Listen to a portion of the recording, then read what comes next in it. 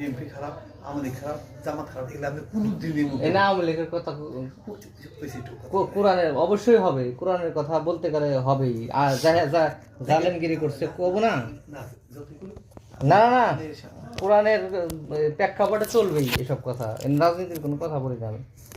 এখন যে আপনারা এই যে দেখা দিতে যে বিএনপি আরো খারাপ করতেছে, তাই থেকে এগুলো যদি কোরআন বিরোধী হয় তাহলে কমু না, উষ্টানিমূলক কথা কইয়া মূলক না। কোরআন বিরোধী যারা করবে, কোরআন বিরোধী যারা করবে, আমরা তাদের বিরুদ্ধে কথা বলবো। কথাটা কিন্তু এখানে একটু ই লাগছে। যে বলে আমার আমার সামনে এসে করেন, ওই পিছে পিছে কথা বলা আমি পছন্দ করি না।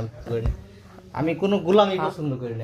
পিছে কথা বলা যায়, যেমন আপনি কইলেন যে কইছে হ্যাঁ পাঠিয়ে দিবেন আমার কাছে, যে ও কোনটা রাজনীতি আর না রাজনীতি, ইসলামের রাজনীতি নাই, এটা আমার শিখে অবশ্যই। তাহলে আমি তো রাজনীতির কোনো প্রেক্ষাপটে কোনো মানে মানুষের ঘৃণা করি নাই। ইসলামের বিরোধী যারা করবো তাদেরকে প্রেক্ষাপটে ফেরাউনের মতো যারা করছে, ফেরাউনের যেমনি প্রকাশ্যে বলে, যারা ইসলামের বিরোধী করবো ফেরাউনের সাথে একই সিস্টেম, একই কসসের মধ্যে তাফসির করে নেয়, তাফসির করতে আরো করে নেবো।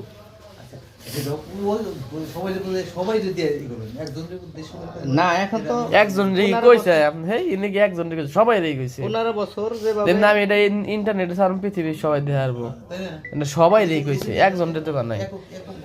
এই একটা ভিডিও দেখলাম, ইমামে যার নিয়ে কথা কয়, মানে ঘুষ নিয়ে কথা কইলে সভাপতির বাদে, সুদ নিয়ে কথা কইলে ওমর বাদে, ইমামে তাড়াতাড়ি সবার জানি একটা